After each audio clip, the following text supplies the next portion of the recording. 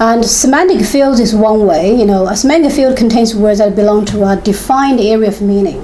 So that means it's just like a covering term of something, and under this term you have many words which are related to the same field. Okay.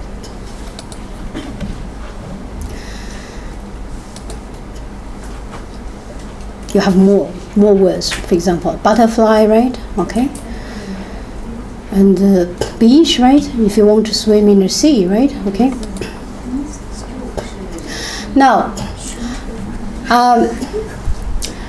how do we apply semantic field in classroom teaching, or sometimes called semantic mapping? Okay. You're going to watch one short video. Do you have any question? Do you have any question? No? Okay. So this is all, again, a very short video, okay?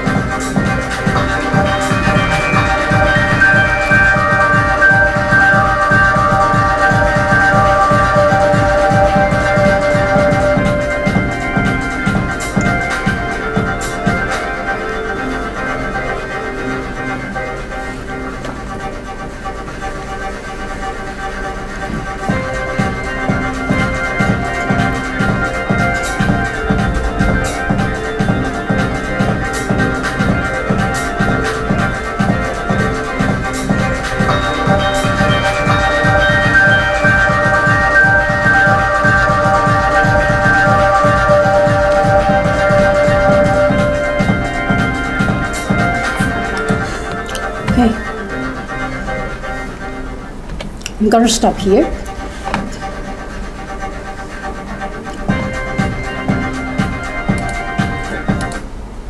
All right. Now I want you to focus on this. This only one slide here, which I want to talk to. It says, during the activity there were ample opportunity to reinforce meaning, practice pronunciation, and provide positive feedback. Can you explain how this could happen with examples? Can you imagine what students did so that, there was ample opportunity to reinforce meaning, practice pronunciation, how to pronounce the word right, meaning that means actually, the meaning of the object student learning should be correct, right? Okay, and provide positive feedback. So perhaps it means, there will be some question and answer, right? Okay, yes. So if you were a teacher, if you were a teacher in a classroom, so how do you imagine this could happen? So what would you ask students to do in order to achieve this?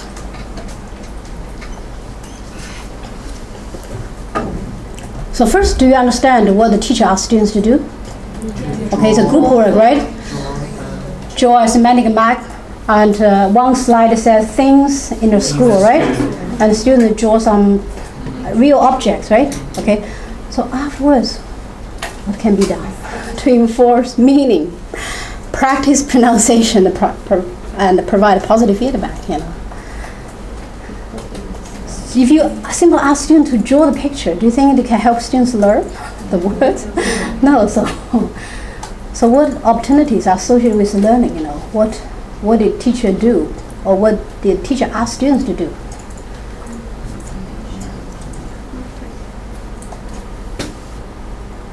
Grouping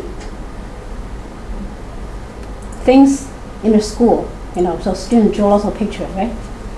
So it's already grouped together, right? So what other activity do you think the teacher will schedule? Ask the students to introduce what they have drawn. Okay, yes. So they are forced to pronounce the words, yes. Right? They cannot just show the picture, right? Yeah, that's right. Well, if student made a mistake, maybe the teacher can correct it later, right? So this kind of practice pronunciation and provide positive feedback, right? And what else?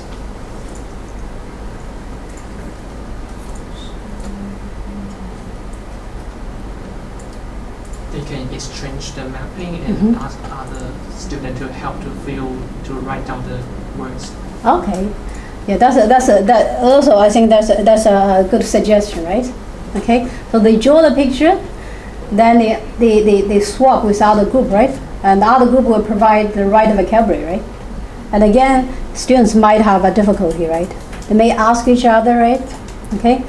How should I spell this word, right? Okay, please help me, right? Okay, yes. So yeah, good. What else? About from here, from this side, what activity would you suggest? Competition. How? Maybe to choose the group. Actually, you can say as many ones as possible, and actually the group which can speak the most vocabularies can get the winner. Okay, all right. So maybe, okay, so yeah, could be a competition activity, right? So that means in the center, you have things in the school, and then the winner will be those with lots of lines and circles, right? You feel all the vocabulary, right? Okay, yeah, that could be one, yes, okay. Yeah. So in this case, perhaps you ask them to not just to draw, right? They have to write the vocabulary. Yeah. Okay? Yes, that's right. What about here? Just one more suggestion from you.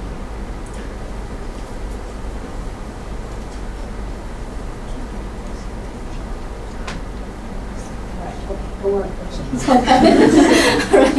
Okay. But you also learn by hearing examples from your classmates, right? Okay. All right. So basically, in a classroom, okay, particularly when you deal with young learners, you have to engage them with doing something, okay? Work with each other and ask each other questions, right? And do some change, right? Okay. You can engage students in the learning process, okay?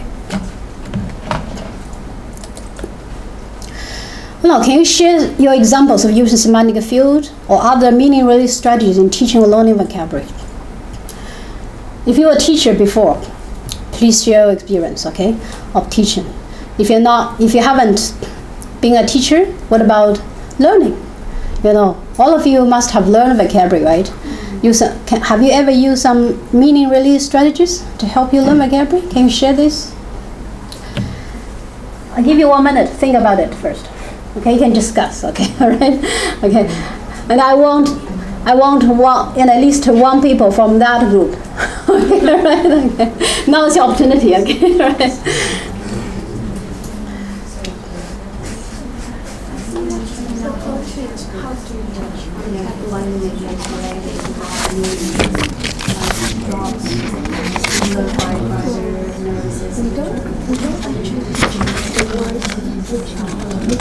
Typically from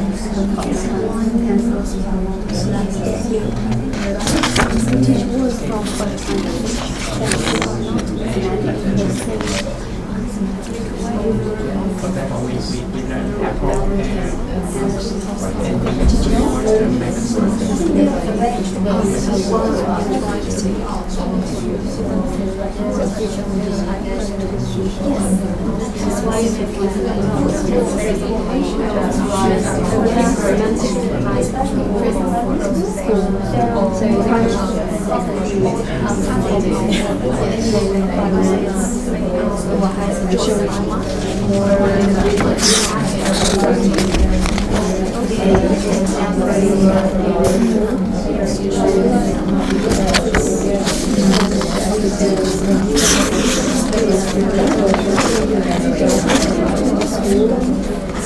They know the students of the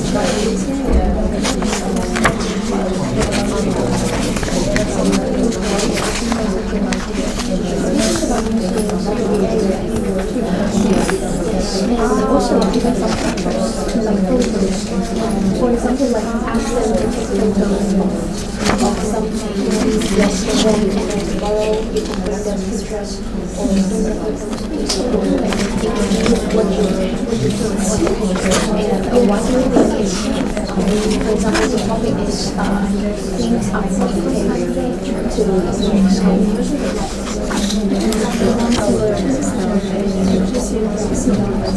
well, it's not particularly often to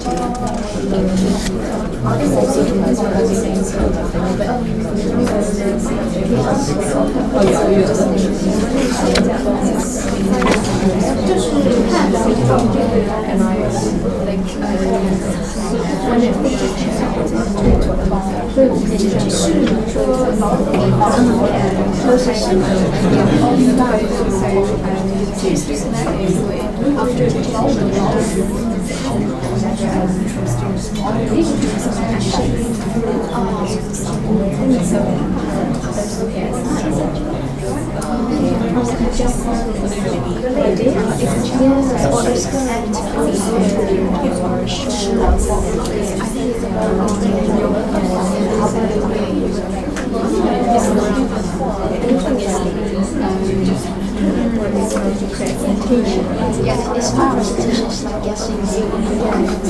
Practice. Yes, it's practice. Okay. So, any sharing from this?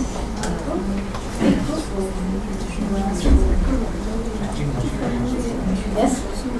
While we are writing, we can search for some words like synonymous to substitute the words we already knew, and we can also learn some new words. Okay. So you're writing. Yes. So you try to use, you not only use words you know. Yes. Try to use some words which perhaps you know less well, right?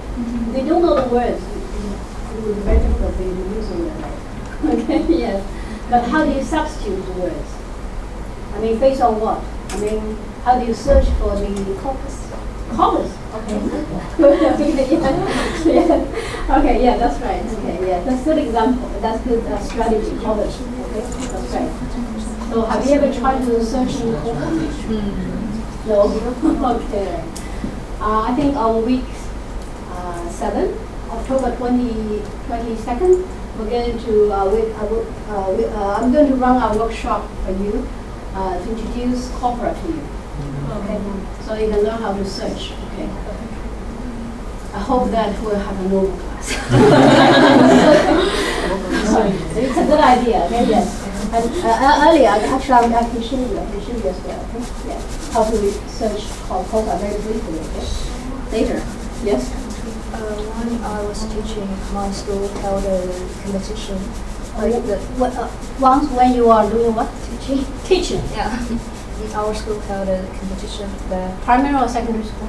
secondary. Okay. And grade 1 students. Grade 1? The competition is held within the whole grade. And the teacher will say, I'll give you 3 minutes, and the topic is animals. So write down as many words as you can. So all the competitors they just write down, and who wrote the most words will win the game. And one of my students wrote about 70 words about animals. And 70 or 70? 70. Well, you must have a large vocabulary. You won the game. You won the game. Okay. All right. Okay. Yes. Okay. So we just focus on animal, right? Yeah. The teacher will give different topics. Okay. About different. Okay. So other teacher will give other topic. Yeah. Okay. Okay. That's a good example. Okay. Yes. Actually, I will always do two games. The first one is like the picture matching. And actually, I will use a lot of pictures and of course some meanings, and actually ask the students to to match them.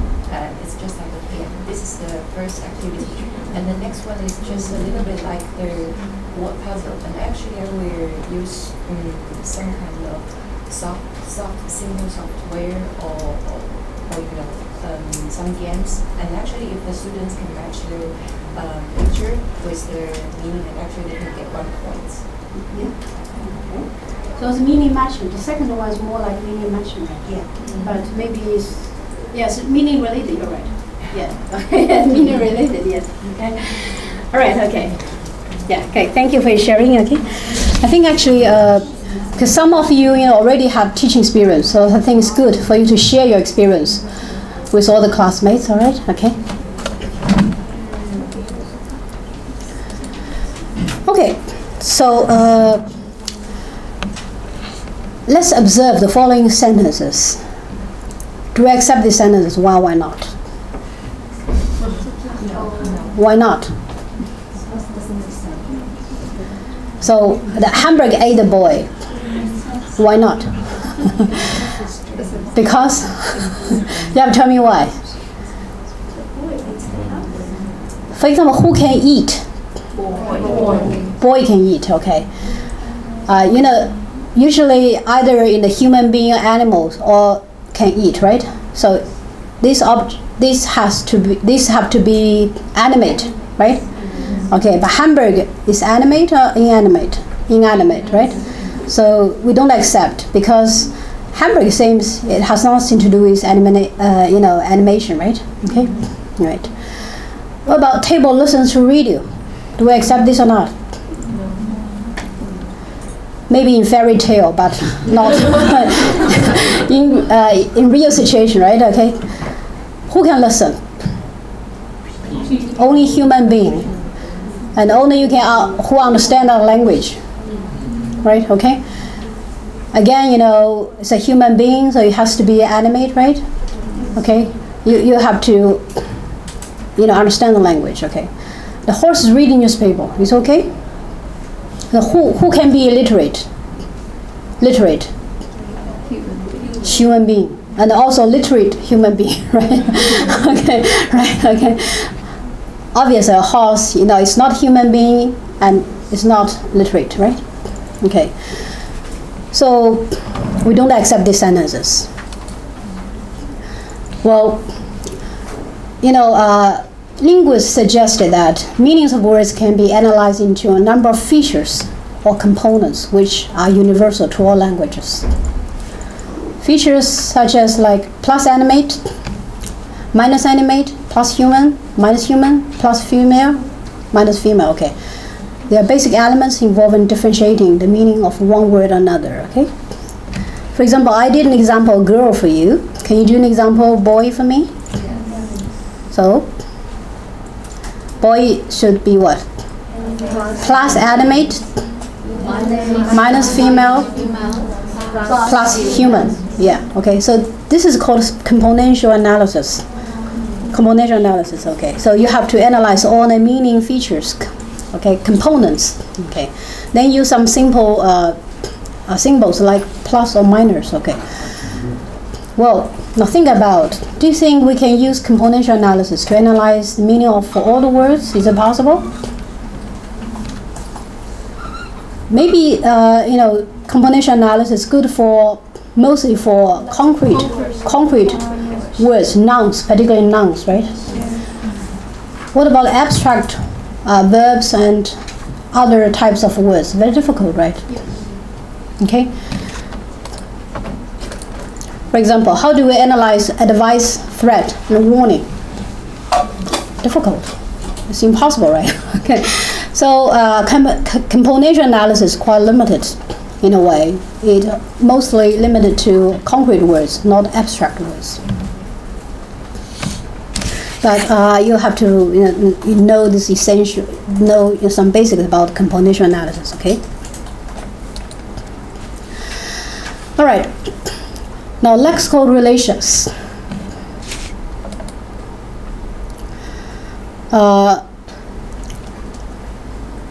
So basically, we're dealing with how words,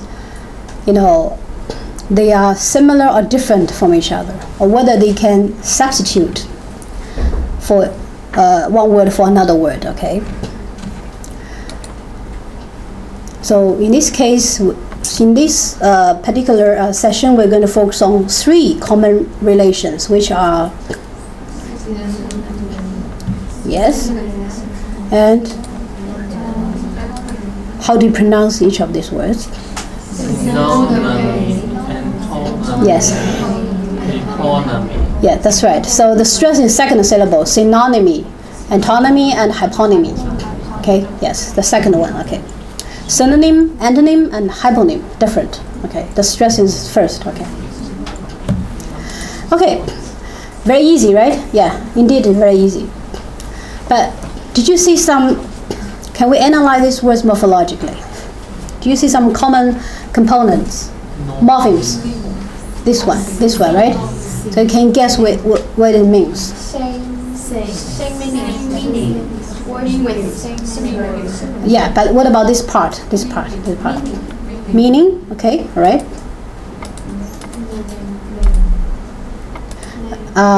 It means name, but name is similar meaning, right?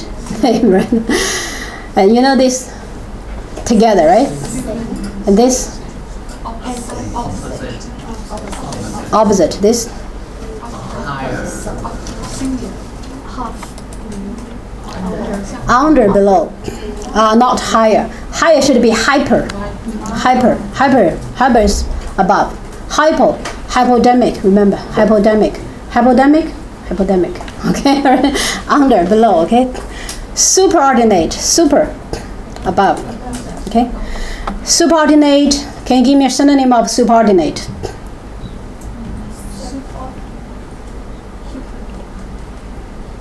Subordinate, the synonym for subordinate is hyper, hypernym, hyper, hypernym, okay? Right, above, okay. Well, this is one essential question I would like to ask. Do you think that synonym means words with what? Same meaning. Same meaning, yes? Similar, same? Similar, why not same? Can you give me examples? Why? Why not same? No words, because the context, when they put it in different contexts, they have different meanings. Okay, all right. So sometimes context perhaps do not allow us to substitute one word with another word for another word, right? Yes. Okay. So what kind of context? I want to. Can you be more specific?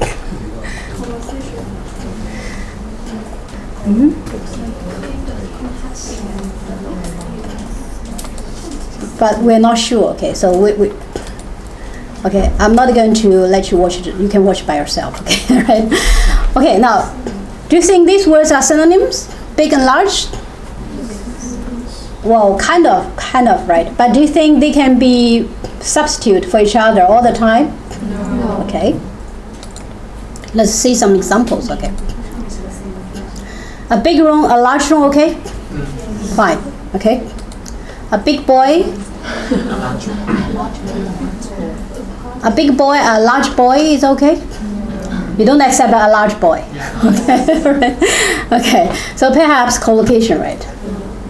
You know, we cannot substitute one word for another because of the collocation, right? Right? Okay.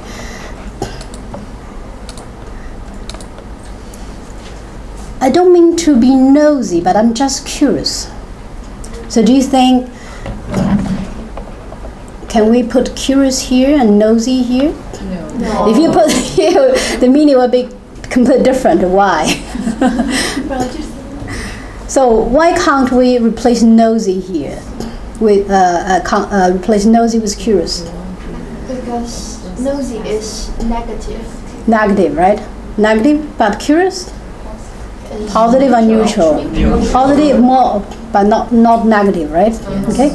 So perhaps in this condition we cannot substitute the two words because of the what? connotation. That's right, connotation. Connotation. One is positive, the other is more negative. Okay, one is more positive, the other is more negative. Okay.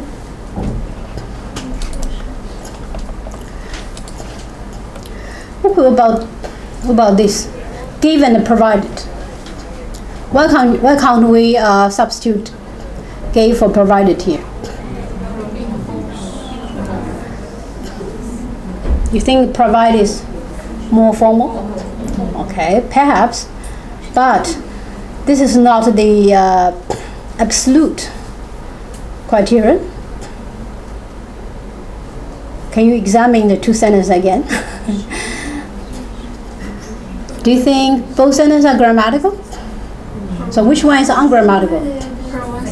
Yeah, you have provide somebody with something. But although people usually say provided somebody something, it become a common error. Common error, okay. But maybe 50 years later, or if still English is dominant language, people will start to omit with, okay.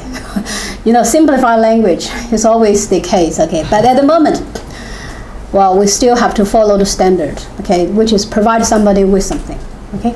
Yeah. So in this case, this is a grammatical, syntactical restriction, right? Yeah. Or grammatical restriction, okay?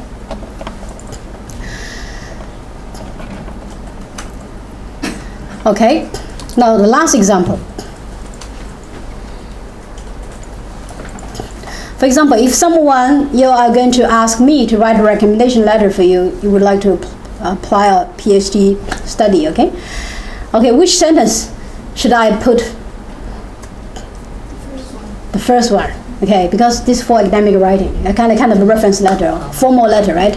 So I have to better use endeavor, not like try, right? Okay, you see, you have to use a little bit more complicated lexis, right? Okay, so endeavor is more what? Formal, and try is informal, right? So in this case, it's a register of formality. Doesn't allow the two words, to substitute for each other, right? Okay.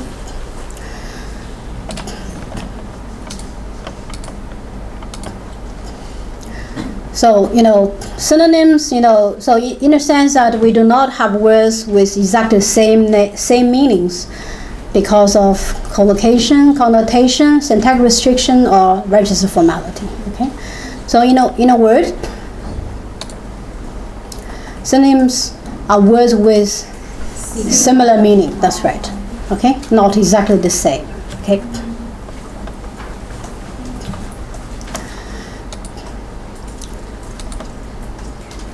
So how do we test whether, they are true synonyms or not?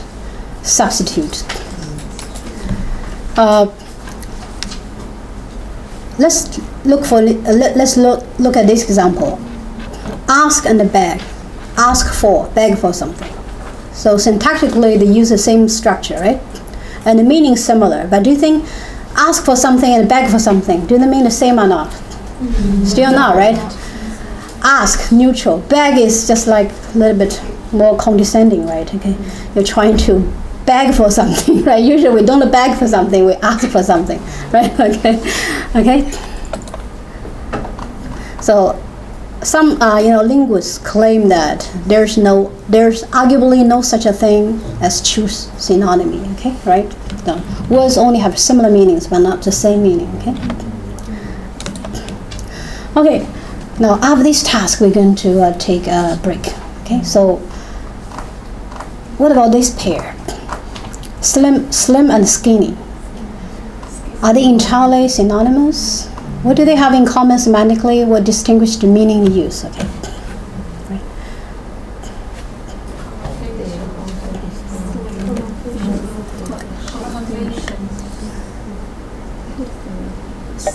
Slim and skinny.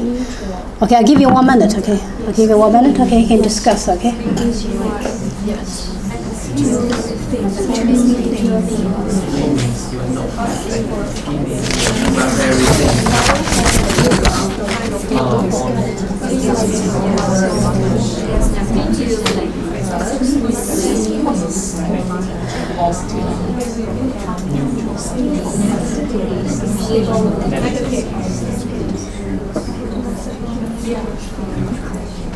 So what distinguishes the communication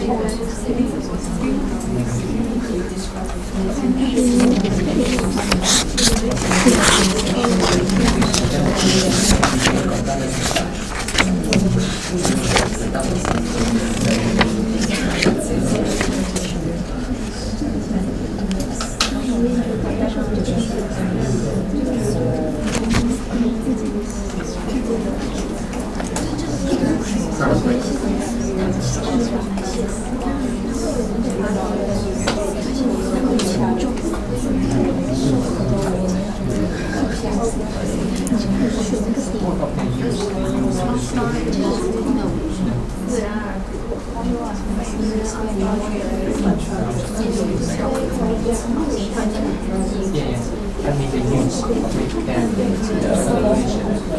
like, the boy is sleep, the girl is sleep, the girl is sleeping.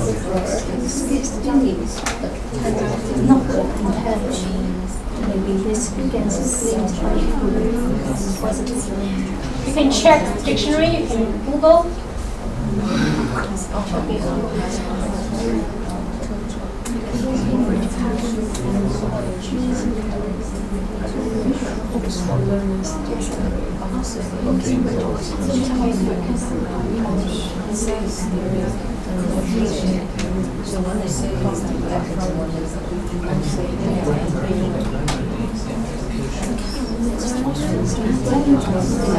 They are all subjective, so they use various.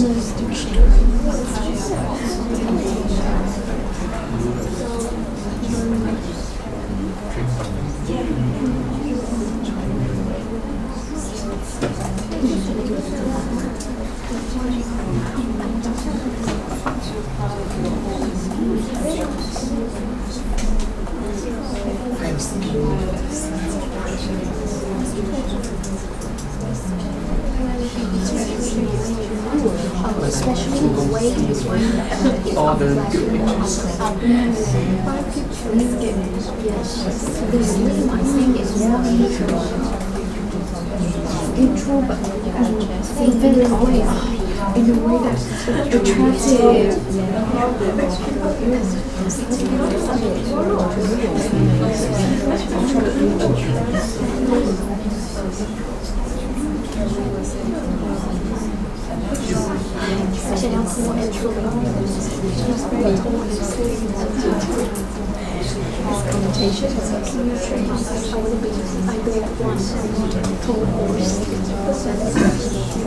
Okay, can you have a try?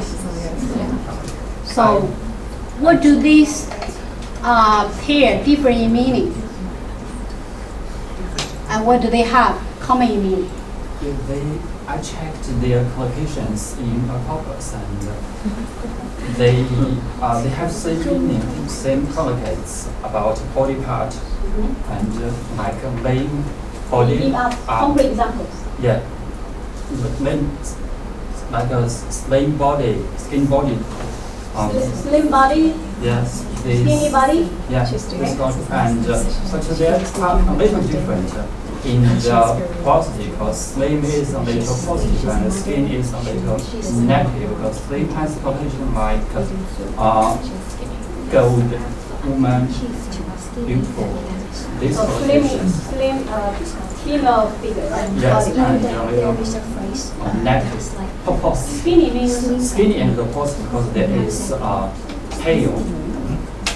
so also associated with words like a pale. Yes, co-occurs with this kind of words. Unhealthy. Yes, unhealthy. And slim has also connotation is healthy. Healthy. Yes. Healthy life. Okay, do you agree?